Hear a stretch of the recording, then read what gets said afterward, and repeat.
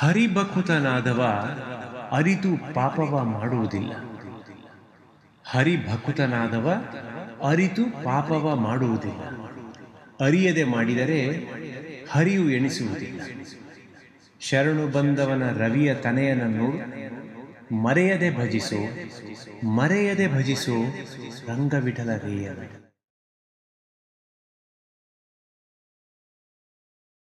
ಶ್ರೀ ಗುರುಭ್ಯೋ ನಮಃ. ಹರಿ ಓಂ. ನಾರಾಯಣಾಯ ಪರಿಪೂರ್ಣಗುಣಾರ್ಣವಾಯ ವಿಶ್ವೋದಯಸ್ಥಿತಿಲಯೋನ್ನಿಯತಿಪ್ರದಾಯ ಜ್ಞಾನಪ್ರದಾಯ ವಿಬುಧಾಸುರಸೌಖ್ಯ ದುಃಖ ಸತ್ಕಾರಣಾಯ ವಿತತಾಯ ನಮೋ ನಮಸ್ತೆ. ಆಸೀದುದಾರಗುಣವಾರಿಧರ ಪ್ರಮೇಯೋ ನಾರಾಯಣಃ ಪರತಮಃ ಪರಮಾತ್ಸ ಏಕಃ ಸಂಶಾಂತ ಸಂವಿದಖಿಲಂ ಜಠರೇ ನಿಧಾಯ ಲಕ್ಷ್ಮೀ ಭುಜಾಂತರ್ಗತ ಸ್ವರತೋಪಿ ಚಾಗ್ರೆ ಅಭ್ರಮಂ ಭಂಗರಹಿತಂ ಅಜಡಂ ವಿಮಲಂ ಸದಾ ಆನಂದತೀರ್ಥಮತುಲಂ ಭಜೆ ತಾಪತ್ರಯಾಪಹಂ. ರಮಾನಿವಾಸೋಚಿತವಾಸಭೂಮಿ ಸನ್ಯಾಯ ರತ್ನಾವಲಿ ಜನ್ಮಭೂಮಿ ವೈರಾಗ್ಯಭಾಗ್ಯೋ ಮಮ ಪದ್ಮನಾಭತೀರ್ಥಾಮೃತಾಬ್ಧಿರ್ಭವತಾದ್ವಿಭೂತ್ಯೈ ಪದವಾಕ್ಯ ಪ್ರಮಾಣಜ್ಞಾನ್ ಪ್ರತಿವಾದಿಮದಚ್ಛಿದಃ ಶ್ರೀಮದಕ್ಷೋಭ್ಯತೀರ್ಥಾಖ್ಯಾನ್ ಉಪತಿಷ್ಠೆ ಗುರುನ್ ಮಮ. ಮಿಥ್ಯಾ ಸಿದ್ಧಾಂತ ದುರ್ಧ್ವಂತ ವಿಧ್ವಂಸನ ವಿಚಕ್ಷಣಃ ಜಯತೀರ್ಥಾಖ್ಯತರಣಿ ಭಾಸತಾನ್ನೋ ಹೃದಂಬರೆ ಕಂಸಧ್ವಂಸಿ ಪದಾಂಬೋಜ ಸಂಸಕ್ತೋ ಹಂಸಪುಂಗವಃ ಬ್ರಹ್ಮಣ್ಯ ಗುರುರಾಜಾಖ್ಯೋ ವರ್ತತಾಂ ಮಮ ಮಾನಸೆ. ತಂ ವಂದೇ ನರಸಿಂಹತೀರ್ಥನಿಲಯಂ ಶ್ರೀವ್ಯಾಸರಾಟ್ಪೂಜಿತಂ ಧ್ಯಾಯಂತಂ ಮನಸಾ ನರಸಿಂಹಚರಣಂ ಶ್ರೀಪಾದರಾಜಂ ಗುರುಂ. ಅರ್ಥಿಕಲ್ಪಿತಕಲ್ಪೋಯಂ ಪ್ರತ್ಯರ್ಥಿಗಜಕೇಸರಿ ವ್ಯಾಸತೀರ್ಥಗುರುರ್ಭೂಯಾದಸ್ಮದಿಷ್ಟಾರ್ಥಸಿದ್ಧಯೇ. ತಪೋವಿದ್ಯಾವಿರಕ್ತ್ಯಾದಿಸದ್ಗುಣೌಘಾಕರಾನಹಂ ವಾದಿರಾಜಗುರುನ್ ವಂದೇ ಹಯಗ್ರೀವದಯಾಶ್ರಯಾನ್ ಪ್ರಣಮತ್ಕಾಮಧೇನುಂಚ ಭಜತ್ಸುರತರೂಪಮಂ. ಶ್ರೀಭಾವಬೋಧಕೃತ್ಪಾದಚಿಂತಾಮಣಿಮುಪಾಸ್ಮಹೇ ಮೂಕೋಪಿ ಯತ್ಪ್ರಸಾದೇನ ಮುಕುಂದಶಯನಾಯತೆ ರಾಜರಾಜಾಯತೆ ರಿಕ್ತೋ ರಾಘವೇಂದ್ರಂ ತಮಾಶ್ರಯೇ. ಬ್ರಹ್ಮಚರ್ಯ ಹರಿಪ್ರೀತಿ ಸುವಿದ್ಯಾವಾದಶಾಲಿನಃ ಇಷ್ಟದಾನ್ ಕಷ್ಟಹರ್ತೃನ್ನಃ ವಿದ್ಯಾಮಾನ್ಯಾನ್ ಮುನೀನ್ ನುಮಃ.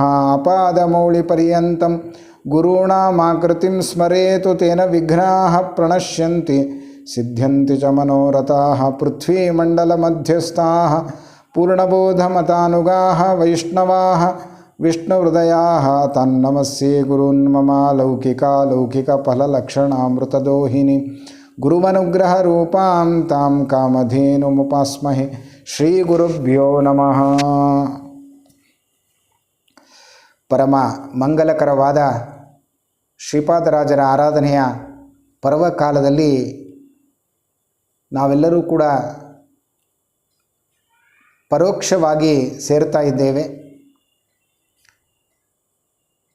ಬಹಳ ವಿಶಿಷ್ಟವಾದ ಒಂದು ಪರ್ವಕಾಲ. ಗುರುಗಳ ಆರಾಧನೆ ಅಂತಂದರೆ ಪುಣ್ಯವನ್ನು ಸಂಪಾದನೆ ಮಾಡುವ ಒಂದು ವಿಶಿಷ್ಟವಾದ ಸುಯೋಗ. ಗುರುಗಳ ಸ್ಮರಣೆ ಅನ್ನತಕ್ಕಂತಹದ್ದು ನಮಗೆ ಎಲ್ಲ ಫಲಗಳನ್ನು ಕೂಡ ಕೊಡ್ತಾ ಇದೆ. ಆದ್ದರಿಂದಲೇ ದಾಸರು ಸ್ಮರಿಸು ಗುರುಗಳ ಎಂಬುದಾಗಿ ಸಂದೇಶವನ್ನು ನೀಡುತ್ತಾರೆ.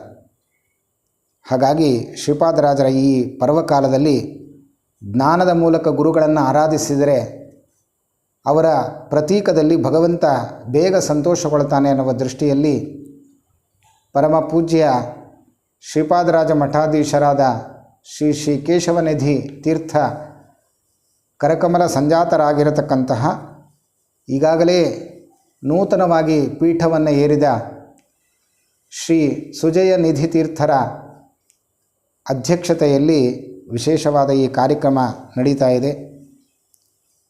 ಅನೇಕ ಭಕ್ತರಿಗೆ ಇವತ್ತು ಒಂದು ದೊಡ್ಡ ಮಾರಿ. ಇದರಿಂದಾಗಿ ಪರಸ್ಪರ ಸಜ್ಜನರು ಒಂದು ಕಡೆ ಸೇರತಕ್ಕಂತಹ ಒಂದು ಸಂದರ್ಭವೇ ಇಲ್ಲದೆ ಆಗಿದೆ. ಹಾಗಾಗಿ ಅವರೆಲ್ಲರನ್ನೂ ಕೂಡ ಈ ತಂತ್ರಜ್ಞಾನದ ಮೂಲಕ ಸೇರಿಸಿ ಭಗವಂತನ ಸ್ಮರಣೆ ಎಲ್ಲರಿಗೂ ಬರುವ ಹಾಗೆ ಮಾಡಬೇಕು ಅಂತ ಅವರು ಸಂಕಲ್ಪ ಮಾಡಿ ಈ ಕಾರ್ಯಕ್ರಮವನ್ನು ಹಮ್ಮಿಕೊಂಡಿದ್ದಾರೆ. ಅಂತಹ ಪೂಜ್ಯ ಶ್ರೀಪಾದರಿಗೆ ಭಕ್ತಿಪೂರ್ವಕವಾದ ನಮನಗಳನ್ನು ಸಲ್ಲಿಸ್ತಾ, ನನಗೆ ಕೊಟ್ಟ ವಿಷಯ ಕಾಡ ಬೆಳದಿಂಗಳು ಈ ಸಂಸಾರ ಕತ್ತಲೆ ಬೆಳದಿಂಗಳು ಎಂಬುದಾಗಿ ಶ್ರೀಪಾದರಾಜರು ಬಹಳ ಸುಂದರವಾದ ಒಂದು ದೇವರ ನಾಮವನ್ನು ನಮಗೆ ಕೊಟ್ಟಿದ್ದಾರೆ. ಅಪೂರ್ವವಾದ ದೇವರ ನಾಮ ಇದು. ಪ್ರತಿನಿತ್ಯ ನಾವು ಅನುಸಂಧಾನಕ್ಕೆ ಬೇಕಾಗಿರತಕ್ಕಂತಹ ಭಾಗವತದ ತತ್ವಗಳನ್ನು ಈ ದೇವರ ನಾಮದಲ್ಲಿ ಜೋಡಿಸಿ ಶ್ರೀಪಾದರಾಜರು ನಮಗೆ ಕೊಟ್ಟಿದ್ದಾರೆ. ಹುಟ್ಟು ಸಾವು ನೋವುಗಳಿಂದ ಕೂಡಿರತಕ್ಕಂತಹ ಅಸಾರವಾದ ಸಂಸಾರದ ಸುಖ ಅದು ಶಾಶ್ವತ ಅಂತ ತಿಳಿದು ಸಾಧಕರಾದ ಜೀವರೆಲ್ಲ ತಮ್ಮ ಸಾಧನೆಯ ಗುರಿಯನ್ನು ಮುಟ್ಟದೇ ಇರುವಾಗ ಸಾಧನೆಯ ಗುರಿಯನ್ನು ಹೇಗೆ ನಾವು ತಲುಪಬೇಕು ಅನ್ನುವುದನ್ನು ಬಹಳ ಚೆನ್ನಾಗಿ ಈ ಕೃತಿಯಲ್ಲಿ ಶ್ರೀಪಾದರಾಜರು ನಮಗೆ ನೀಡಿದ್ದಾರೆ.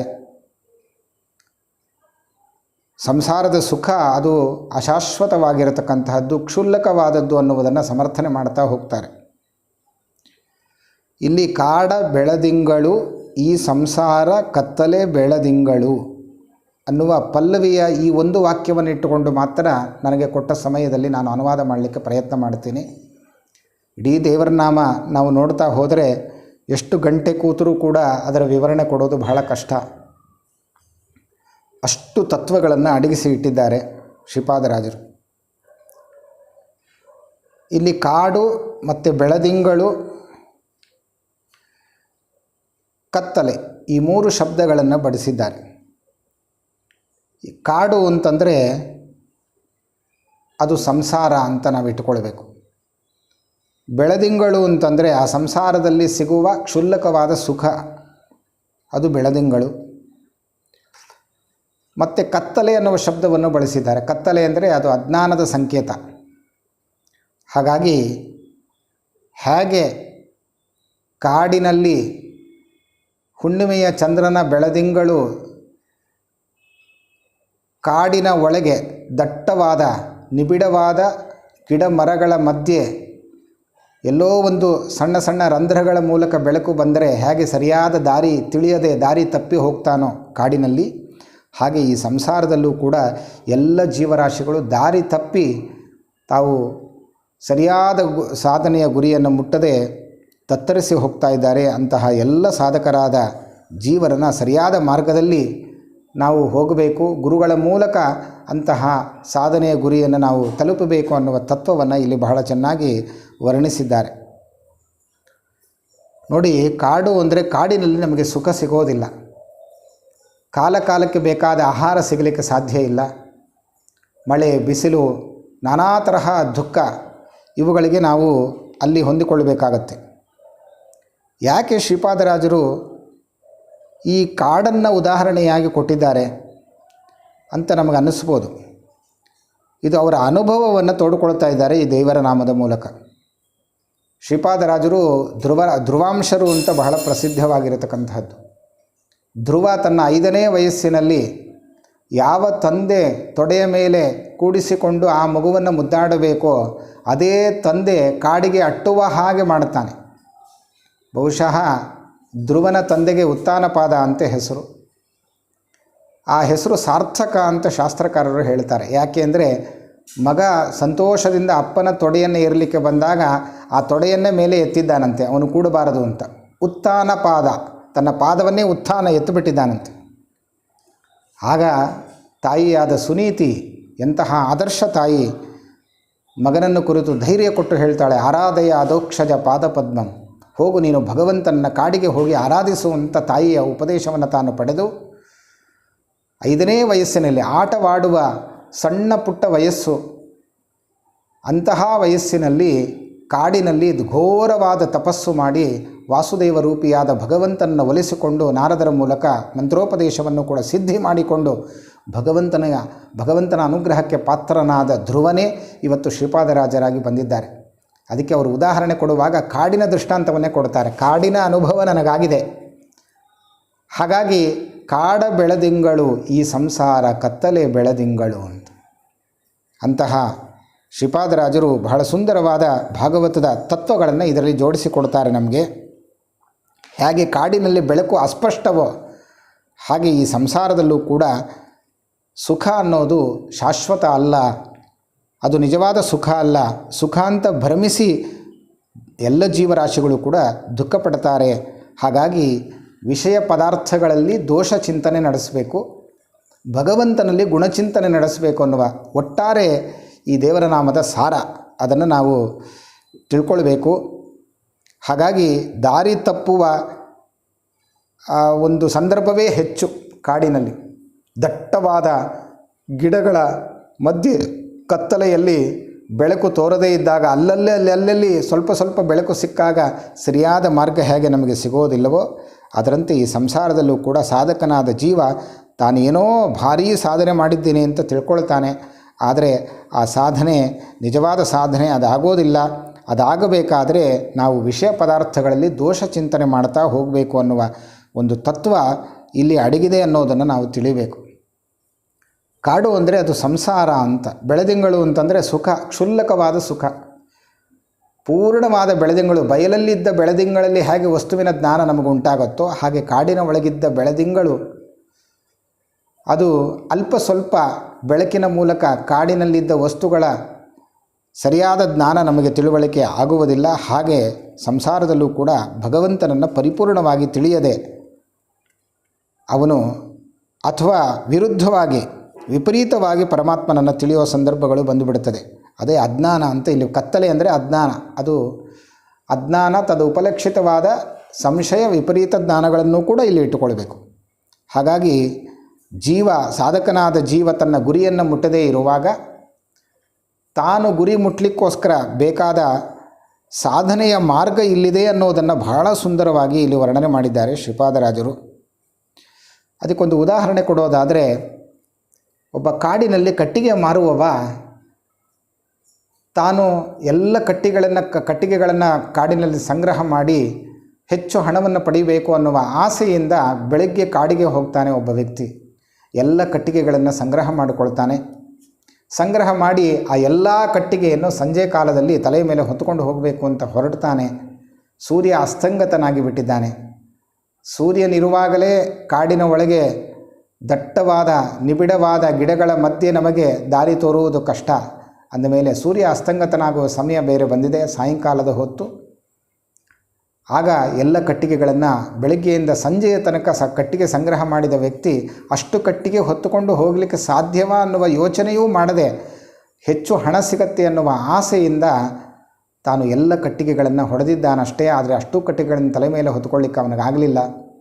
ಅಯ್ಯೋ, ಇಷ್ಟೆಲ್ಲ ಕಟ್ಟಿಗೆ ಸಂಗ್ರಹ ಮಾಡಿದೆ, ಆದರೆ ತೆಗೆದುಕೊಂಡು ಹೋಗಲಿಕ್ಕಾಗಲ್ವಲ್ಲ ಅಂತ ಅಲ್ಲಿದೇ ದುಃಖ ಆರಂಭ ಆಯಿತು ಅವನಿಗೆ. ನೋಡಿ, ಒಂದು ಹಣದ ಆಸೆಯಿಂದಾಗಿ ದುಃಖ ಹೇಗೆ ಅವನಿಗೆ ಜೀವನಿಗೆ ಬರುತ್ತೆ ಅನ್ನೋದನ್ನು ಇಲ್ಲಿ ನಾವು ತಿಳಿಯಬಹುದು ಈ ದೃಷ್ಟಾಂತದ ಮೂಲಕ. ಶಾಸ್ತ್ರಕಾರರು ಈ ದೃಷ್ಟಾಂತವನ್ನು ಕೊಟ್ಟಿದ್ದಾರೆ. ಕೊನೆಗೆ ಎಷ್ಟು ಆಗುತ್ತೋ ಅಷ್ಟು ಕಟ್ಟಿಗೆಯನ್ನು ತಲೆಯ ತುಂಬ ಹೊತ್ತುಕೊಳ್ತಾನೆ. ಹೊತ್ತುಕೊಂಡು ಮನೆಗೆ ಹೋಗಬೇಕು, ನಾನು ಅಲ್ಲಿ ಹಣ ಪಡೆದು ಸುಖವಾಗಿ ಹೆಂಡತಿ ಮಕ್ಕಳ ಜೊತೆ ಇರಬೇಕು ಅಂತ ಆಸೆಪಟ್ಟು ಹೋಗ್ತಾನೆ. ಹೋಗುವಾಗ ಕತ್ತಲೆಯಲ್ಲಿ ಎಲ್ಲೋ ದಾರಿ ತಪ್ಪಿ ಹೋಗಿದೆ ಕಾಡಲ್ಲಿ. ಹಾಗೆಯೇ ಹೋಗ್ತಾನೆ ಮುಂದೆ ಒಂದು ನದಿ ಸಿಗತ್ತೆ. ಜಳ ನೀರಿನ ಶಬ್ದ ಬರುವ, ಹರಿಯುವ ಶಬ್ದ ಕೇಳ್ತಾನೆ. ಗಾಬರಿಯಾದ, ಅಯ್ಯೋ ನದಿ ಅಡ್ಡ ಬಂತಲ್ಲ, ಹೇಗೆ ದಾಟೋದು ಅಂತ ಇರಲಿ ಅಂತ ಹೇಳಿ ಆ ನದಿಯ ದಡದಲ್ಲಿ ನಿಂತು ಕೈಯನ್ನು ಕಟ್ಟಿಗೆಯೆಲ್ಲ ಇಳಿಸಿ ಕೈಯನ್ನು ಆಚೆ ಈಚೆ ಮಾಡ್ತಾನೆ. ಮಾಡಿದಾಗ ಅದೃಷ್ಟವಶಾತು ಒಂದು ದೋಣಿ ಸಿಗತ್ತಲ್ಲಿ. ಖುಷಿಪಟ್ಟ, ದೋಣಿ ಸಿಕ್ತು, ದೋಣಿಯಲ್ಲಿ ಕೂತು ನಾನು ಮುಂದೆ ನದಿಯನ್ನು ದಾಟಿ ಊರು ಸೇರ್ಬೋದು ಅಂತ ಸಂತೋಷಪಟ್ಟು ಆ ದೋಣಿಯಲ್ಲಿ ಕೂತ್ಕೊಳ್ತಾನೆ. ದೋಣಿಯಲ್ಲಿ ಕೂತ ಮಾತ್ರಕ್ಕೆ ಮುಂದೆ ಹೋಗಲಿಕ್ಕೆ ಸಾಧ್ಯ ಇಲ್ಲ, ಹುಟ್ಟು ಹಾಕಬೇಕು. ಅದೃಷ್ಟವಶಾತು ಆ ದೋಣಿಯಲ್ಲಿ ಒಂದು ಹುಟ್ಟೂ ಕೂಡ ಅವನಿಗೆ ಸಿಕ್ಕಿತು. ಸಂತೋಷಪಟ್ಟ. ಎಲ್ಲ ಕಟ್ಟಿಗೆಗಳನ್ನು, ತಾನು ಹೊತ್ತುಕೊಂಡು ಬಂದ ಕಟ್ಟಿಗೆಯನ್ನು ದೋಣಿಯಲ್ಲಿ ಹಾಕಿ ರಾತ್ರಿ ಇಡೀ ಹುಟ್ಟು ಹಾಕಿ ಬೆಳಗ್ಗೆ ಊರು ಸೇರಬೇಕು ಅಂತ ದೋಣಿಯಲ್ಲಿ ಸಾಗ್ತಾ ಇದ್ದಾನೆ. ರಾತ್ರಿ ಇಡೀ ಹುಟ್ಟು ಹಾಕಿ ಶ್ರಮಪಟ್ಟು ಬೆವತು ಭಾರೀ ಶ್ರಮ ವಹಿಸಿ ತಾನು ಸಂತೋಷದಿಂದ ಇನ್ನೇನು ಊರಿಗೆ ಹೋಗಬೇಕು, ಮನೆಗೆ ಹೋಗಬೇಕು, ಹೆಂಡತಿ ಮಕ್ಕಳ ಜೊತೆ ಆನಂದದಿಂದ ಇರಬೇಕು ಅಂತ ಬಯಸಿದ ವ್ಯಕ್ತಿಗೆ ಆದ ಸಂದರ್ಭ ಏನು ಅನ್ನೋದನ್ನು ನಾವು ಆಲೋಚನೆ ಮಾಡಬೇಕು. ಬೆಳಗ್ಗೆ ಆಯಿತು, ಸೂರ್ಯೋದಯವಾಯಿತು. ತುಂಬ ಆಯಾಸಗೊಂಡಿದ್ದಾನೆ. ಕೊನೆಗೆ ಆಯಾಸಗೊಂಡು ಇನ್ನೇನು ದಡ ಮುಟ್ಟಿರ್ತೇನೆ ಅಂತ ನೋಡ್ತಾನೆ. ರಾತ್ರಿ ಎಲ್ಲಿ ಯಾವ ದೋಣಿಯಲ್ಲಿ ಯಾವ ಸ್ಥಳದಲ್ಲಿ ಇತ್ತ ಕಡೆ ಇದ್ದ ದಡದಲ್ಲಿ ಕುಳಿತಿದ್ನೋ ದೋಣಿಯಲ್ಲಿ ಅಲ್ಲೇ ಇದ್ದಾನೆ. ಒಂದು ಹೆಜ್ಜೆಯೂ ಮುಂದೆ ಹೋಗೇ ಇಲ್ಲ. ಯಾಕೆ ಹೀಗಾಯಿತು ಅಂತ ಬಹಳ ದುಃಖದಿಂದ ಹಿಂತಿರುಗಿ ನೋಡ್ತಾನೆ. ಎಲ್ಲಿದ್ದಾನೋ ಅಲ್ಲೇ ಇದ್ದಾನೆ, ಮುಂದೆ ಹೋಗೇ ಇಲ್ಲ. ಯಾಕೆ ಅಂತಂದರೆ ಆ ದೋಣಿಗೂ ಮತ್ತು ಅಲ್ಲಿದೆ ನದಿಯ ದಡದಲ್ಲಿದ್ದ ಒಂದು ಗೂಟಕ್ಕೆ ಹಗ್ಗದಿಂದ ಕಟ್ಟಿ ಹಾಕಿಬಿಟ್ಟಿದ್ದಾರೆ. ಯಾರಾದರೂ ದೋಣಿಯನ್ನು ನದಿಯಲ್ಲಿ ಹಾಗೆ ಬಿಡ್ತಾರ, ಅದು ಪ್ರವಾಹಕ್ಕೆ ಕೊಚ್ಚಿಕೊಂಡು ಹೊರಟೋಗುತ್ತೆ. ಅದು ಕೊಚ್ಚಿಕೊಂಡು ಹೋಗದೇ ಇರಬೇಕಾದರೆ ದೋಣಿ ನಡೆಸುವವ ಏನು ಮಾಡ್ತಾನೆ ಅಂದರೆ ರಾತ್ರಿ ಕಾಲದಲ್ಲಿ ಆ ದೋಣಿಗೆ ಒಂದು ಹಗ್ಗವನ್ನು ಕಟ್ಟಿ ಗೂಟಕ್ಕೆ ಕಟ್ಟಿಬಿಟ್ಟಿರ್ತಾನೆ, ಬೆಳಿಗ್ಗೆ ತನಕ ಅದು ಸೇಫಾಗಿರಬೇಕು ಅಂತ. ಕೊನೆಗೆ ಆ ಹಗ್ಗ ಬಿಚ್ಚಿಲ್ಲ ಪಾಪ, ರಾತ್ರಿಯೆಲ್ಲ ಹುಟ್ಟು ಹಾಕಿದ, ಬೆವುತ, ಶ್ರಮ ಆಯಿತು ದೇಹಕ್ಕೆ, ತುಂಬ ಪರಿಶ್ರಮ ಪಟ್ಟ, ಒಂದು ಹೆಜ್ಜೆಯೂ ಮುಂದೆ ಹೋಗಲೇ ಇಲ್ಲ. ಇದೆಲ್ಲವೂ ಯಾರ ಕಥೆ ಅಂತಂದರೆ ನಮ್ಮೆಲ್ಲರ ಜೀವನದ ಸಂಸಾರದ ಕಥೆ ಎಂಬುದಾಗಿ ಶಾಸ್ತ್ರಕಾರರು ಇದನ್ನು ಬಣ್ಣಿಸಿದ್ದಾರೆ. ನಾವು ಕೂಡ ಸಂಸಾರ ಸಾಗರದಲ್ಲಿ, ಒಂದು ಕಾಡು ಅಂದರೆ ಸಂಸಾರ, ಅಲ್ಲಿ ಅನೇಕ ಷಡೂರ್ಮಿ ಜಾಲೈಹಿ ಅಂತ ಜ್ಞಾನಿಗಳು ಹೇಳ್ತಾರೆ. ಸಂಸಾರದ ಅಲೆಗಳು, ಅದು ಅನೇಕ ವಿಧವಾದ ಗರ್ಭವಾಸ ಮೊದಲಾದ ಹುಟ್ಟು ಸಾವು ನೋವುಗಳು, ಅನೇಕ ಅಲೆಗಳಲ್ಲಿ ಸಿಕ್ಕಿ ಹಾಕಿಕೊಳ್ತಾನೆ ಜೀವ. ಸಾಧನೆಯ ಮಾರ್ಗದಲ್ಲಿ ನಾನೇನೋ ಹೊರಟಿದ್ದೇನೆ, ಭಾರೀ ಸಾಧನೆ ಮಾಡಿದ್ದೇನೆ ಅಂತ ನಮಗೆಲ್ಲ ಅನ್ನಿಸ್ತಾ ಇರುತ್ತೆ ಅಷ್ಟೇ. ಆದರೆ ಸಾಧನೆಯ ಮಾರ್ಗದಲ್ಲಿ ಒಂದು ಹೆಜ್ಜೆಯೂ ಕೂಡ ನಾವು ಮುಂದೆ ಹೋಗೇ ಇಲ್ಲ. ಅದಕ್ಕೋಸ್ಕರ ಶಾಸ್ತ್ರಕಾರ ಹೇಳ್ತಾರೆ, ಹಿಂತಿರುಗಿ ನೋಡು, ನಿನ್ನ ಸಾಧನೆ ಎಷ್ಟು ಮಾಡಿದ್ದೆ ಅಂತ ಗೊತ್ತಾಗತ್ತೆ ಅಂತ. ಹೇಗೆ ಒಬ್ಬ ದೋಣಿಯಲ್ಲಿ ಹೋಗುವಾಗ ಹಿಂತಿರುಗಿದು ನೋಡಿದಾಗ ಆ ಹಗ್ಗವನ್ನು ಬಿಚ್ಚದೇ ತಾನು ದೋಣಿಯಲ್ಲಿ ಕೂತು ಎಷ್ಟು ಶ್ರಮಪಟ್ಟರೂ ಮುಂದೆ ಹೋಗಲಿಕ್ಕೆ ಆಗಲಿಲ್ಲ. ಹಾಗೆ ನಾವು ಕೂಡ ಈ ಸಂಸಾರ ಸಾಗರದಲ್ಲಿ ದಾಟಿ ನಾವು ಅತ್ತ ಕಡೆ ಸಾಧನೆಯ ಗುರಿಯನ್ನು ಮುಟ್ಟಬೇಕಾದರೆ ನಮಗೆ ಎಚ್ಚರಿಕೆ ಇರಬೇಕು, ಹಿಂತಿರುಗಿ ನಾವು ನೋಡಬೇಕು ಅನ್ನೋ ಸಂದೇಶವನ್ನು ಶ್ರೀಪಾದರಾಜರು ಕಾಡ ಬೆಳದಿಂಗಳು ಈ ಸಂಸಾರ ಕತ್ತಲೆ ಬೆಳದಿಂಗಳು ಎಂಬುದಾಗಿ ವರ್ಣಿಸಿದ್ದಾರೆ. ಅಲ್ಲಾದರೂ ಹಗ್ಗ ಕಂಡಿತು, ಬೆಳಗ್ಗೆ ಅವನಿಗೆ ಹಗ್ಗ ಬಿಚ್ಚಿದ, ಮನೆಗೆ ಹೋಗಿ ಸೇರಿದ. ಆದರೆ ನಾವೆಲ್ಲರೂ ಕೂಡ ಈ ಸಂಸಾರ ಸಾಗರದಲ್ಲಿ ದೋಣಿಯಲ್ಲಿ ನಾವು ಹೋಗ್ತಾ ಇದ್ದೇವೆ. ಅನೇಕ ಅಲೆಗಳಲ್ಲಿ ಸಿಕ್ಕಿ ಹುಟ್ಟು ಸಾವು ನೋವುಗಳ ಅಲೆಗಳಲ್ಲಿ ಸಿಕ್ಕಿ ಹಾಕಿಕೊಂಡು ದಾಟದಂತೆ ಮೋಹ ಪಾಶಕ್ಕೆ ನಾವೆಲ್ಲರೂ ಕೂಡ ಬದ್ಧರಾಗಿದ್ದೇವೆ. ನಾವು ಯಾವ ಹಗ್ಗದಿಂದ ಕಟ್ಟಿ ಹಾಕ್ಕೊಂಡಿದ್ದೇವೆ ಅಂತಂದರೆ ಕಾಣದೇ ಇದ್ದ ಹಗ್ಗದಿಂದ ನಾವು ನಮ್ಮನ್ನು ಕಟ್ಟಿಕೊಂಡಿದ್ದೇವೆ.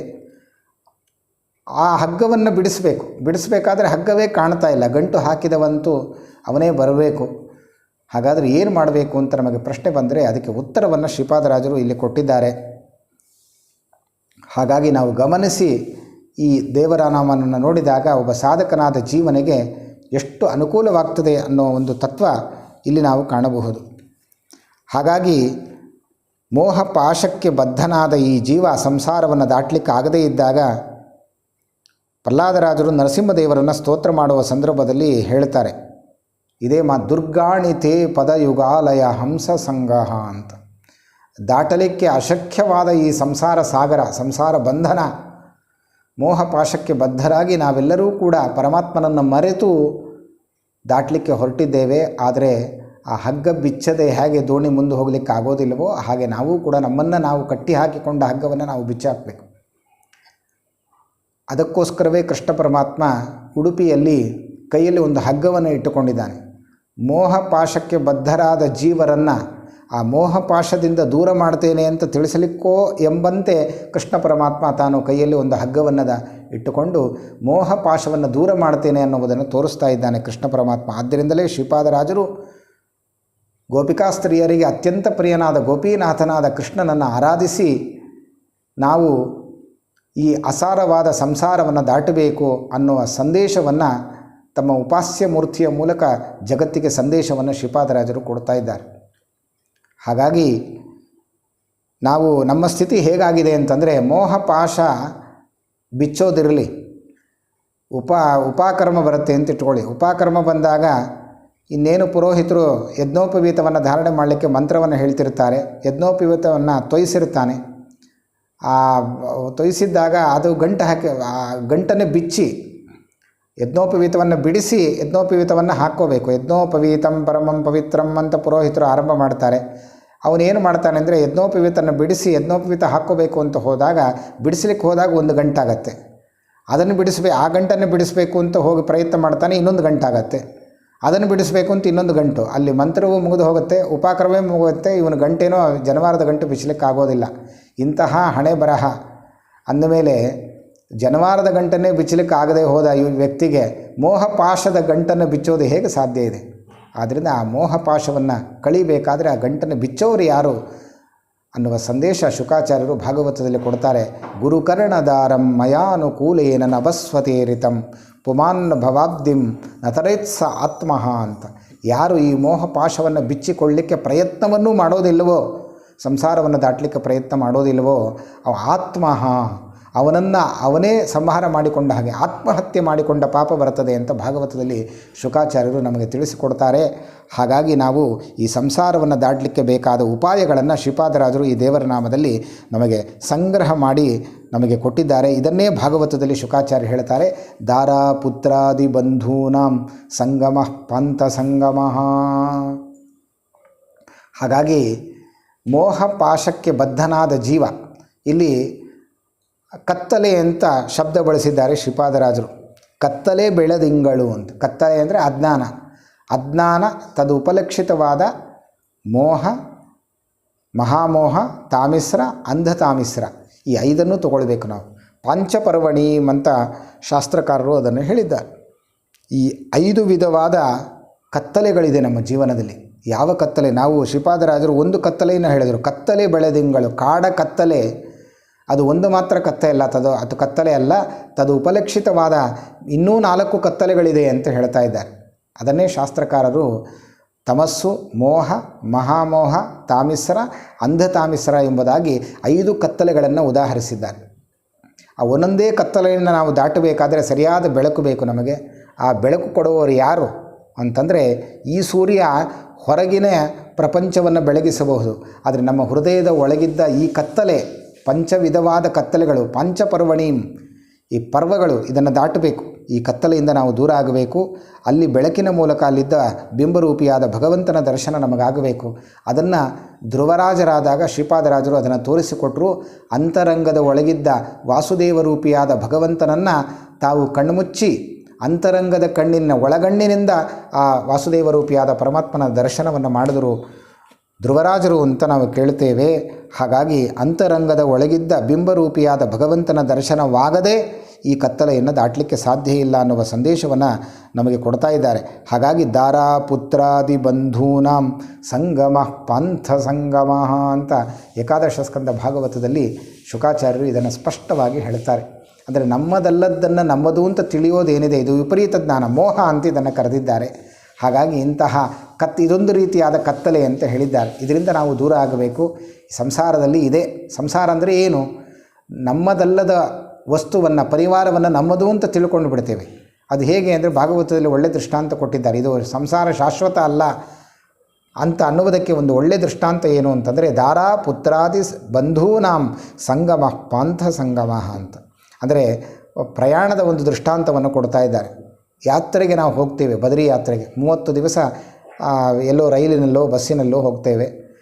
ಅಪರಿಚಿತರು ಯಾರೋ ನಮ್ಮ ಎದುರಿಗೆ ಬಂದು ಕೂಡ್ತಾರೆ. ಪ್ರತಿನಿತ್ಯ 1 ತಿಂಗಳು ನಮ್ಮ ಜೊತೆಗೆ ಅವರು ಇರ್ತಾರೆ. ಅವರ ಪರಿಚಯ ನಾವು ಮಾಡಿಕೊಳ್ತೇವೆ. ನೀವ್ಯಾರು, ನಿಮ್ಮ ಊರು ಯಾವುದು, ನೀವೆಲ್ಲಿಂದ ಬಂದಿರಿ ಅಂತ ಅವರು ಕೇಳ್ತಾರೆ. ಅವರು ನಮ್ಮ ಪರಿಚಯ ಮಾಡಿಕೊಳ್ತಾರೆ. ಪರಸ್ಪರ ಅಲ್ಲಿ ಸ್ನೇಹ ಹುಟ್ಟತ್ತೆ. ಇವರು ತಂದ ವಸ್ತುವನ್ನು ಅವರಿಗೆ ಹಂಚುತ್ತಾರೆ, ಅವರು ತಂದದ್ದು ಇವ್ರಿಗೆ ಹಂಚುತ್ತಾರೆ, ಮಾತನ್ನು ಹಂಚಿಕೊಳ್ತಾರೆ. ಹೀಗೆ ಪರಸ್ಪರ ಸ್ನೇಹ ಹುಟ್ಟಿಬಿಡುತ್ತೆ. 30 ದಿವಸಗಳ ಕಾಲ ಯಾತ್ರೆಗೆ ಹೋಗಿ ಬರೋಷ್ಟರಲ್ಲಿ ಅವರವರಿಗೆ ಸ್ನೇಹ ಹುಟ್ಟತ್ತೆ. ಆ ಸ್ನೇಹ ಎಲ್ಲಿಯ ತನಕ ಇದು ಎಂತ ಅದು ಆ ಸ್ನೇಹ ಶಾಶ್ವತವಾ? ಖಂಡಿತ ಅಲ್ಲ. ಅದಕ್ಕೆ ಶುಕಾಚಾರ್ಯ ಹೇಳ್ತಾರೆ ಪಾಂಥ ಸಂಗಮ ಅಂತ. ಪ್ರಯಾಣದಲ್ಲಿ ಪರಸ್ಪರ ಸ್ನೇಹ ಹುಟ್ಟಿದಾಗ ಆ ಸ್ನೇಹ ಎಲ್ಲಿಯ ತನಕ ಅಂತಂದರೆ ಅವರವರ ಊರು ಬರುವ ತನಕ, ಅವರವರ ಸ್ಟೇಷನ್ ಬರೋ ತನಕ. ಬಂದರೆ ಅವರವರು ಇಳಿದು ಹೊಟ್ಟೋಗ್ತಿರ್ತಾರೆ. ಹೇಗೋ ಹಾಗೆ ಈ ಸಂಸಾರದಲ್ಲಿ ಹೆಂಡತಿ, ಮಕ್ಕಳು, ಮನೆ, ಮಠ, ಸಂಪತ್ತು, ಐಶ್ವರ್ಯ ಇದು ಯಾವುದು ಶಾಶ್ವತ ಅಲ್ಲ. ಆಯಾಯ ಕಾಲಕ್ಕೆ ಭಗವಂತ ಎಲ್ಲವನ್ನೂ ಒಂದುಗೂಡಿಸ್ತಾನೆ. ಕೊನೆಗೆ ತಮ್ಮ ತಮ್ಮ ಕಾಲ ಬಂದಾಗ, ತಮ್ಮ ತಮ್ಮ ಊರು, ತಮ್ಮ ಸ್ಟೇಷನ್ ಬಂದಾಗ ಎಲ್ಲರೂ ಹೇಗೆ ಇಳಿದು ಹೋಗ್ತಾರೋ ಅದರಂತೆ ಎಲ್ಲ ಜೀವರಾಶಿಗಳು ಕೂಡ ಈ ದೇಹವನ್ನು ತೊರೆದು ಹೋಗ್ತಾ ಇರಬೇಕು. ನಮ್ಮದಲ್ಲದ ದೇಹವನ್ನು ನಮ್ಮದು ಅಂತ ನಾವು ತಿಳ್ಕೊಂಡು ಬಿಡ್ತೀವಿ. ಇದು ದೊಡ್ಡ ಮೋಹ. ಇದಕ್ಕಿಂತ ಬೇರೆ ಕತ್ತಲೆ ನಮ್ಮ ಜೀವನದಲ್ಲಿ ಮತ್ತೊಂದು ಏನಿದೆ ಅಂತ ಶ್ರೀಪಾದರಾಜರು ಕೇಳ್ತಾರೆ. ಕತ್ತಲೆ ಬೆಳದಿಂಗಳು, ಕಾಡ ಬೆಳದಿಂಗಳು ಈ ಸಂಸಾರ ಅಂತ ಹೇಳಿ ಆ ಮೋಹಪಾಶಕ್ಕೆ ಬದ್ಧನಾದ ಜೀವ ಅದರಿಂದ ಅವನು ಬಿಡಿಸಿಕೊಂಡು ದಾಟಿ ಪರಮಾತ್ಮನ ಅನುಗ್ರಹವನ್ನು ಪಡೀಬೇಕಾದರೆ ಅದಕ್ಕೆ ಒಂದೇ ಒಂದು ಮಾರ್ಗ ಯಾವುದು ಅಂತಂದರೆ ಗುರು ಕರ್ಣಧಾರಂ, ಜಗದ್ಗುರುಗಳಾದ ಶ್ರೀಮದಾಚಾರ್ಯರ ಹಂಸ ಸಂಗ್ರಹ ಅಂತ ಹೇಳಿದ ಹಾಗೆ ಹಂಸಶಾಸ್ತ್ರ ಅಂತ ಬಹಳ ಪ್ರಸಿದ್ಧವಾದ ಆಚಾರ್ಯರ ಅಪೂರ್ವವಾದ ಸರ್ವಮೂಲ ಗ್ರಂಥಗಳಿದೆ. ಅದನ್ನು ನಾವು ಅಧ್ಯಯನ ಮಾಡಬೇಕು, ಅದರ ಚಿಂತನ ಮಂಥನವನ್ನು ನಡೆಸಬೇಕು. ಆ ಸರ್ವಮೂಲ ಗ್ರಂಥಗಳನ್ನು ವ್ಯಾಖ್ಯಾನ ಮಾಡಲಿಕ್ಕೋಸ್ಕರವೇ ತಮ್ಮ ಜೀವನವನ್ನು ಮುಡುಪಾಗಿಟ್ಟ ಮಹಾನುಭಾವರು ಶ್ರೀಪಾದರಾಜರು. ಅಂತಹವರ ಆರಾಧನೆಯಲ್ಲಿ ನಾವು ಇಂತಹ ಆಚಾರ್ಯರ ಸಂದೇಶಗಳನ್ನು ನಾವು ಮನನ ಮಾಡಿದಾಗ, ಅದರ ಚಿಂತನ ಮಂಥನೆ ನಡೆಸಿದಾಗ ಶ್ರೀಪಾದರಾಜರಿಗೆ ಬಹಳ ಸಂತೋಷವಾಗ್ತದೆ. ಆ ದೃಷ್ಟಿಯಲ್ಲಿ ಭಾಗವತದ ಸಂದೇಶವನ್ನು ಅಳವಡಿಸಿಕೊಂಡು ನಾವು ಜೀವನದಲ್ಲಿ ಈ ಶ್ರೀಪಾದರಾಜರ ಮಾತಿನಲ್ಲಿ ನಾವು ಅನುಸಂಧಾನ ಮಾಡಬೇಕಾದ ಅನೇಕ ತತ್ವಗಳಿದೆ ಅನ್ನುವುದನ್ನು ತಿಳಿಸಿಕೊಟ್ಟಿದ್ದಾರೆ. ಹಾಗಾಗಿ ಆ ಮೋಹ ಅನ್ನೋದೇನಿದೆ, ವಿಪರೀತ ಜ್ಞಾನ, ನಮ್ಮದಲ್ಲದ ವಸ್ತುವನ್ನು ನಮ್ಮದು ಅಂತ ತಿಳ್ಕೊಂಡು ಬಿಡ್ತೀವಿ. ದೇವರು ಹೆಂಡತಿ, ಮಕ್ಕಳು, ಮನೆ, ಸಂಪತ್ತು, ಐಶ್ವರ್ಯ ಎಲ್ಲ ಕೊಡ್ತಾನೆ. ಬರುವಾಗ ನಾವೇನೂ ತಂದಿಲ್ಲ. ಕೃಷ್ಣ ಪರಮಾತ್ಮ ಭಾಗವತದಲ್ಲಿ ಅದನ್ನೇ ತೋರಿಸ್ತಾನೆ. ಬರುವಾಗ ನಾವೇನೂ ಹೊತ್ತುಕೊಂಡು ಬರೋದಿಲ್ಲ, ನಮ್ಮ ಜೊತೆಗೂ ಯಾರೂ ಬರೋದಿಲ್ಲ, ನಾವು ಮಾತ್ರ ಬರ್ತೇವೆ. ಆದರೆ ಬಂದ ಜೀವನಿಗೆ ವಸ್ತ್ರ ಉಡಿಸ್ತಾರೆ, ಅಲಂಕಾರ ಮಾಡ್ತಾರೆ, ಆಭರಣ ಹಾಕ್ತಾರೆ, ವಿವಾಹ ಮಾಡ್ತಾರೆ, ಹೆಂಡತಿ ಮಕ್ಕಳ ಜೊತೆ ಆನಂದ ಪಟ್ಟುಕೊಂಡಿರುತ್ತಾನೆ. ಎಲ್ಲದರ ವಸ್ತುವಿನ ಸಂಪರ್ಕ ಅವನಿಗಾಗತ್ತೆ. ದಾರ ಪುತ್ರಾದಿ ಬಂಧೂನಾಂ, ಇವರೆಲ್ಲರನ್ನು ಭಗವಂತ ಸೇರಿಸ್ತಾನೆ ಒಂದು ಕಡೆ. ಆದರೆ ಇದು ಯಾವುದು ನಮ್ಮದಲ್ಲ. ವಾಸ್ತವಿಕವಾಗಿ ನಾವೇನು ತಿಳ್ಕೊಂಡಿದ್ದೇವೆ, ಎಲ್ಲವೂ ನಮ್ಮದೇ ಅಂತ ತಿಳಿದು ಬಿಟ್ಟಿದ್ದೇವೆ.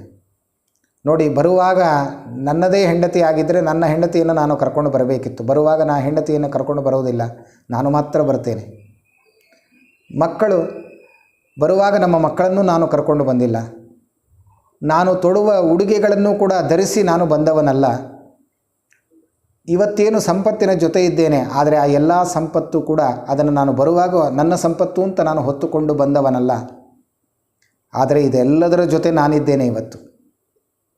ಹಾಗಾದರೆ ನಮ್ಮದಲ್ಲದ್ದನ್ನು ನಮ್ಮದು ಅಂತ ನಾವು ತಿಳಿಯಬಾರದು. ಅದಕ್ಕೇನು ಎಚ್ಚರಿಕೆ ಕೊಡ್ತಾರೆ ಶ್ರೀಪಾದರಾಜರು ಅಂತಂದರೆ, ಈ ಸಂಸಾರ ಕತ್ತಲೆ ಬೆಳದಿಂಗಳು, ನಿನಗೆ ಅಜ್ಞಾನ ಮೋಹ ಯಾವುದೂ ಇಲ್ಲಿ ಬರಬಾರ್ದು. ಯಾಕೆ ಅಂತಂದರೆ ಬರುವಾಗ ನಾನೇನೂ ತಂದದ್ದಲ್ಲ, ಆದರೆ ಎಲ್ಲದರ ಜೊತೆ ನಾನಿದ್ದೇನೆ ಈಗ. ಹಾಗಾದರೆ ಅನುಸಂಧಾನ ಹೇಗಿರಬೇಕು? ಈಶಾವಾಸ್ಯ ಉಪನಿಷತ್ತು ಹೇಳುತ್ತೆ. ಆ ಉಪನಿಷತ್ತಿನ ಸಂದೇಶವನ್ನು ಇಲ್ಲಿ ನಮಗೆ ತಿಳಿಸ್ತಾರೆ ಶ್ರೀಪಾದರಾಜರು. ಈಶಾವಾಸ್ಯಮಿದಂ ಸರ್ವಂ ಯತ್ಕಿಂಚ ಜಗತ್ಯಾಂ ಜಗತ್. ಭಗವಂತ ಕೇಳ್ತಾನೆ, ಎಲ್ಲವೂ ಕೂಡ ಎಲ್ಲವೂ ನಿನ್ನದು ಅಂತ ನೀನು ಹೇಳ್ತೀಯಲ್ಲ, ನಿನ್ನದಾಗಿದ್ದರೆ ನಿನ್ನದು ನೀನು ಹೋಗುವಾಗ ಹೊತ್ತುಕೊಂಡು ಹೋಗಬೇಕಲ್ಲ. ಬರುವಾಗ ಏನೂ ತರಲಿಲ್ಲ, ಹೋಗುವಾಗ ತೆಗೆದುಕೊಂಡು ಹೋಗ್ತಾನ ಅಂತಂದರೆ ಅದೂ ಇಲ್ಲ, ಎಲ್ಲವನ್ನು ಬಿಟ್ಟು ಹೋಗ್ತಾನೆ. ಆದರೆ ಬರುವಾಗ ಏನೂ ತರಲಿಲ್ಲ, ಹೋಗುವಾಗ ಏನೂ ಹೊತ್ತುಕೊಂಡು ಹೋಗೋದಿಲ್ಲ. ಮಧ್ಯಕಾಲದಲ್ಲಿ ಇವುಗಳ ಸಂಪರ್ಕ ಇದೆ. ಸಂಪರ್ಕ ಇರುವಾಗ ಎಚ್ಚರಿಕೆ ಇರಬೇಕು. ಏನು ಎಚ್ಚರಿಕೆ? ಭಗವಂತನ ಎಚ್ಚರಿಕೆ. ಈಶಾವಾಸ್ಯಮಿದಂ ಸರ್ವಂ, ಇದೆಲ್ಲ ಭಗವಂತನ ಅಧೀನ. ಭಗವಂತ ಇದೆಲ್ಲವನ್ನು ಕೂಡ ಕೊಟ್ಟಿದ್ದಾನೆ. ಕೆರೆಯ ನೀರನ್ನು ಕೆರೆಗೆ ಚೆಲ್ಲಿ ಅಂತ ಏನು ದಾಸರು ನಮಗೆ ಸಂದೇಶವನ್ನು ನೀಡಿದ್ದಾರೆ. ಎಲ್ಲ ಇದು ಪರಮಾತ್ಮನದ್ದು ಅಂತ ತಿಳಿದು ಅದನ್ನೆಲ್ಲ ಸಾಧನಕ್ಕೆ ಬಳಸಿಕೊಂಡು ಕೊನೆಗೆ ಭಗವಂತ ನೀಡಿದ ಈ ಎಲ್ಲ ವಸ್ತುವನ್ನು ಪರಮಾತ್ಮನಿಗೆ ಪರಸ್ಮೈ ಸನ್ನಿವೇದಯೇತಂತೆ ಹೇಳಿದ ಹಾಗೆ ಹೆಂಡತಿ, ಮಕ್ಕಳು, ಸಂಪತ್ತು, ಐಶ್ವರ್ಯ, ತನ್ನ ಪ್ರಾಣ, ತನ್ನ ದೇಹ ಎಲ್ಲವನ್ನೂ ಕೂಡ ಭಗವಂತನಿಗೆ ಅರ್ಪಣೆ ಮಾಡಬೇಕು ಅನ್ನುವ ಅರ್ಪಣದ ಸಂದೇಶವನ್ನು ಕೂಡ ಇಲ್ಲಿ ನಮಗೆ ತಿಳಿಸಿಕೊಟ್ಟು ಶ್ರೀಪಾದರಾಜರು ಹೇಳ್ತಾರೆ, ಇದು ಯಾವುದು ಶಾಶ್ವತ ಅಲ್ಲ. ಹೇಗೆ ಕೃಷ್ಣ ಪರಮಾತ್ಮ ಜಗತ್ತಿನಲ್ಲಿ ತೋರಿಸಿಕೊಟ್ಟ, ಭಗವಂತನೊಬ್ಬನೇ, ನಾನೊಬ್ಬನೇ ಶಾಶ್ವತ, ಅನಾದಿಯಾದವನು ನಾನು, ಇನ್ನೆಲ್ಲ ವಸ್ತುಗಳು ಅಸಾರವಾದದ್ದು, ಯಾವುದೂ ಕೂಡ ಶಾಶ್ವತವಲ್ಲ, ಸಾರನಾದವನು ಭಗವಂತನೇ ಎಂಬುದಾಗಿ ಸ್ಪಷ್ಟವಾಗಿ ಕೃಷ್ಣ ಪರಮಾತ್ಮ ಕೃಷ್ಣಾವತಾರದಲ್ಲಿ ತಾನು ಅವತಾರ ಮಾಡುವುದರ ಮೂಲಕ ಜಗತ್ತಿಗೆ ಸಂದೇಶವನ್ನು ಕೊಟ್ಟು ಹೇಗೆ ಬರ್ತಾ ಇದ್ದಾನೆ ಅಂತ ಶುಕಾಚಾರ್ಯ ಹೇಳ್ತಾರೆ. ತಮದ್ಭುತಂ ಬಾಲಕಂ ಅಂಬುಜೇಕ್ಷಣಂ ಚತುರ್ಭುಜಂ ಶಂಖ ಗದಾದ್ಯುದಾಯುಧಂ ಶ್ರೀವತ್ಸಲಕ್ಷ್ಮಂ ಗಲಶೋಭಿಕೌಸ್ತುವಂ ಪೀತಾಂಬರಂ ಸಾಂದ್ರಪಯೋಧಸೋಭಗಂ ಎಂಬುದಾಗಿ ಕೃಷ್ಣನ ಆರಾಧಕರಾದ ಶ್ರೀಪಾದರಾಜರ ಅನುಸಂಧಾನ ಹೇಗಿತ್ತು ಭಗವಂತನಲ್ಲಿ ಅಂತಂದರೆ ನಾವು ಇಲ್ಲಿ ಅದನ್ನು ಕಾಣಬಹುದು. ಕೃಷ್ಣ ಪರಮಾತ್ಮ ಬರುವಾಗ ಎಲ್ಲದರ ಜೊತೆ ಬಂದಿದ್ದಾನೆ ನೋಡಿ. ವಕ್ಷಸ್ಥಳದಲ್ಲಿ ತನ್ನ ಹೆಂಡತಿಯನ್ನು ಕೂಡಿಸ್ಕೊಂಡೇ ಬಂದಿದ್ದಾನೆ. ರುದ್ರಾದಿ ದೇವತೆಗಳನ್ನು ತನ್ನ ಉದರದಲ್ಲಿ ಇಟ್ಟುಕೊಂಡು ಮಕ್ಕಳನ್ನೂ ಕರ್ಕೊಂಡು ಬಂದಿದ್ದಾನೆ. ಮೈ ಮೇಲೆ ಒಳ್ಳೆ ಪೀತಾಂಬರವನ್ನು ಧರಿಸಿಕೊಂಡೇ ತಾನು ಅವತಾರ ಮಾಡಿ ಬರ್ತಾ ಇದ್ದಾನೆ. ಆದ್ದರಿಂದ ವಸ್ತ್ರದ ಜೊತೆಗೂ ಬಂದಿದ್ದಾನೆ. ಮಹಾರ್ಹ ವೈಡೂರ್ಯ ಕಿರೀಟ ಕುಂಡಲ ತ್ವಿಷಾಪರಿಷ್ವಕ್ತ ಸಹಸ್ರ ಕುಂತಲಂ ಅಂತ ಹೇಳಿದ ಹಾಗೆ ಕಿರೀಟವನ್ನು, ವಜ್ರಮಯವಾದ ಕಿರೀಟ, ಕವಚ ಎಲ್ಲವನ್ನು, ಆಭರಣ, ಕೌಸ್ತುಭ ಆಭರಣವನ್ನು ಕೂಡ ಧರಿಸಿಕೊಂಡು ಕೃಷ್ಣ ಪರಮಾತ್ಮ ತಾನು ಬರ್ತಾ ಇದ್ದಾನೆ. ಸಂಪತ್ತಿಗೆ ಒಡೆಯಳಾದ ಲಕ್ಷ್ಮೀದೇವಿಯನ್ನು ತನ್ನ ಪತ್ನಿಯನ್ನಾಗಿ ಮಾಡಿಕೊಂಡು ತಾನು ಹೆಂಡತಿಯನ್ನು, ಮಕ್ಕಳನ್ನು ಕರ್ಕೊಂಡು ಬಂದು ಬ್ರಹ್ಮಾಂಡಂ ವರಮಂದಿರಂ ಸುರಗಣಾಹ ಯಸ್ಯ ಪ್ರಭೋ ಸೇವಕಾಹ ಸತ್ರೈಲೋಕ್ಯ ಕುಟುಂಬ ಪಾಲನ ಪರಹ ಕುರ್ಯಾದ್ಧರಿರ್ ಮಂಗಲಂ ಎಂಬುದಾಗಿ ಮಕ್ಕಳು, ಮೊಮ್ಮಕ್ಕಳು, ಮರಿಮಕ್ಕಳಿನ ಜೊತೆ ಪರಮಾತ್ಮ ತನ್ನ ಎಲ್ಲ ಪರಿವಾರ ಸಮೇತ ತಾನು ಅವತಾರ ಮಾಡಿ ಬರ್ತಾ ಇದ್ದಾನೆ. ಆದರೆ ಹೀಗೆ ಮನುಷ್ಯನ ಹುಟ್ಟು ಹೀಗಿಲ್ಲ ನೋಡಿ. ನಾವು ಮಾತ್ರ ಬರಬೇಕು. ಹೋಗುವಾಗ ಕರ್ಮಾನುಗೋ ಗಚ್ಚತಿ ಜೀವ ಏಕ ಅಂತ ಹೇಳಿದ ಹಾಗೆ ಎಲ್ಲವನ್ನು ತೊರೆದು ಹೋಗ್ತಾನೆ. ಪರಮಾತ್ಮ ತಾನು ಬರುವಾಗ ಎಲ್ಲವನ್ನು ಹೊತ್ತುಕೊಂಡು ಬಂದು ತೋರಿಸಿಕೊಟ್ಟ. ನಿನಗೆ ವಸ್ತ್ರ ಕೊಡೋದು ನಾನು, ಆಭರಣ ಕೊಡೋದು ನಾನು, ಸಂಪತ್ತು ಕೊಡೋದು ನಾನು, ಹೆಂಡತಿ ಮಕ್ಕಳನ್ನು ಕೊಡುವನು ನಾನು, ಮಕ್ಕಳು ಮರಿಮಕ್ಕಳು ಎಲ್ಲರನ್ನೂ ಕೂಡ ಕೊಡ್ತಕ್ಕಂತಹವನು ನಾನು ಅಂತ ತಿಳಿಯಿರಿ ಎನ್ನುವ ಸಂದೇಶವನ್ನು ಕೃಷ್ಣ ಪರಮಾತ್ಮ ತಾನು ಎಲ್ಲದರ ಜೊತೆಗೆ ಬಂದು, ನೀವು ಯಾವುದರ ಜೊತೆಗೂ ಬರದೆ ಯಾವುದರ ಜೊತೆಗೂ ನೀವು ಹೋಗುವವರಲ್ಲ, ನಾನೊಬ್ಬನೇ ಶಾಶ್ವತ ಅನ್ನುವುದನ್ನು ಪರಮಾತ್ಮ ಕೃಷ್ಣ ಪರಮಾತ್ಮ ತೋರಿಸಿಕೊಟ್ಟಿದ್ದಾನೆ. ಹಾಗಾಗಿ ಆ ಶಾಸ್ತ್ರಕಾರರು ತಿಳಿಸಿದಂತೆ ಅಂತೆ ಕೃಷ್ಣ ಸ್ಮರಣದಂ ಭವ ತಾಪತ್ರಯಾಪಹಂ, ಇದನ್ನು ತಿಳಿದ ಶ್ರೀಪಾದರಾಜರು ನಮಗೆ ತಿಳಿಸಿಕೊಡ್ತಾರೆ. ಆ ಕೃಷ್ಣನ ಉಪಾಸನೆಯಿಂದಲೇ ನಾವು ಈ ಸಂಸಾರ ಸಾಗರವನ್ನು ದಾಟಬೇಕು ಅನ್ನುವ ಸಂದೇಶವನ್ನು ಕೊಟ್ಟು ಆ ಅಂತ್ಯಕಾಲದಲ್ಲಿ ಆ ಪರಮಾತ್ಮನ ನಾಮಸ್ಮರಣೆಯನ್ನು ಮಾಡಬೇಕು. ಅಂತೆ ಕೃಷ್ಣ ಸ್ಮರಣದಂ ಭವ ತಾಪತ್ರಯಾಪಹಂ. ಭವ ಅಂದರೆ ಈ ಸಂಸಾರ, ಅಜ್ಞಾನ, ಸಂದೇಹ ಮೊದಲಾದ ಇವುಗಳಿಂದ ಕೂಡಿರತಕ್ಕಂತಹ ಈ ಸಂಸಾರ ಏನಿದೆ, ಅನಾದಿ ಕಾಲದ ಲಿಂಗ ಶರೀರ ಏನಿದೆ, ಇದು ಭಂಗವಾಗಬೇಕಾದರೆ ಒಂದೇ ಒಂದು ಮಾರ್ಗ, ಅದು ಪರಮಾತ್ಮನ ಕೃಷ್ಣನ ಸ್ಮರಣೆ ಅಂತ್ಯಕಾಲದಲ್ಲಿ ಬರಬೇಕು. ಅಂತಹ ಕೃಷ್ಣನ ಉಪಾಸಕರಾದ ಶ್ರೀಪಾದರಾಜರು ನಮಗೆ ಸಂದೇಶವನ್ನು ಕೊಟ್ಟು ಈ ಅಸಾರವಾದ ಸಂಸಾರದಲ್ಲಿ ಕಂಸಾರಿಯಾದ ಕೃಷ್ಣನನ್ನು ನಾವು ಭಕ್ತಿಯಿಂದ ಭಜಿಸಬೇಕು ಅನ್ನುವ ಸಂದೇಶವನ್ನು ತಿಳಿಸಿ ಗೋಪಿಕಾಸ್ತ್ರೀಯರಿಗೆ ಪ್ರಿಯನಾದ ಗೋಪೀನಾಥನನ್ನು ಆರಾಧಿಸಿ, ಕೃಷ್ಣ ಪರಮಾತ್ಮನನ್ನು ಆರಾಧಿಸಿ ಅವನಲ್ಲಿ ಭಕ್ತಿ ಮಾಡಿ ಆ ಕೃಷ್ಣನ ಸ್ಮರಣೆಯಿಂದ ಭವ ತಾಪತ್ರಯಾಪಹಂ, ಈ ಸಂಸಾರ ಸಾಗರವನ್ನು ದಾಟಬೇಕು ಅನ್ನುವ ಸಂದೇಶವನ್ನು ಶ್ರೀಪಾದರಾಜರು ಈ ದೇವರ ನಾಮದಲ್ಲಿ ನಮಗೆ ಕೊಟ್ಟು, ಕಾಡ ಬೆಳದಿಂಗಳು ಈ ಸಂಸಾರ ಕತ್ತಲೆ ಬೆಳದಿಂಗಳು ಅಂತ ಹೇಳಿ ಕೊನೆಯಲ್ಲಿ ಹೇಳ್ತಾರೆ, ಏರುವ ದಂಡಿಗೆ 100 ಮಂದಿಯು 3 ದಿನದ ಭಾಗ್ಯ ಝಣಝಣವು 100,000 ದಂಡವ ತೆತ್ತರೆ ರಂಗವಿಠಲನೆ ಸರಿ ಎಂಬೋರಯ್ಯ ಅನ್ನುವ ಈ ಅಪೂರ್ವವಾದ ದೇವರ ನಾಮದ ಪಲ್ಲವಿಯ ಅರ್ಥವನ್ನು ಮಾತ್ರ ನಾವು ಮೇಲ್ನೋಟಕ್ಕೆ ನೋಡಿದ್ದೇವೆ. ಇನ್ನೂ ಅಧ್ಯಾತ್ಮಪ್ರವಾದ ಅಪೂರ್ವವಾದ ಅರ್ಥಗಳಿದೆ. ಮುಂದೆ ಅವಕಾಶ ಸಿಕ್ಕಾಗ ಗುರುಗಳ ಸನ್ನಿಧಾನದಲ್ಲಿ ಅದನ್ನು ನೋಡೋಣ ಅಂತ ಹೇಳ್ತಾ, ಭಗವಂತ ಏನು ನಮ್ಮಿಂದ ನುಡಿಸಿದ್ದಾನೆ, ನಿಮ್ಮಿಂದ ಶ್ರವಣ ಮಾಡಿಸಿದ್ದಾನೆ, ಅದೆಲ್ಲವೂ ಈ ವಾಕ್ಕುಸುಮವನ್ನು ಶ್ರೀಪಾದರಾಜರ ಮುಖ್ಯ ಪ್ರಾಣದೇವರ ಅಂತರ್ಗತನಾದ ಭಗವಂತನಿಗೆ ಅರ್ಪಣೆ ಮಾಡೋಣ ಅಂತ ಹೇಳ್ತಾ, ಶ್ರೀಕೃಷ್ಣಾರ್ಪಣಮಸ್ತು. ಶ್ರೀ ಹರಯೇ ನಮಃ.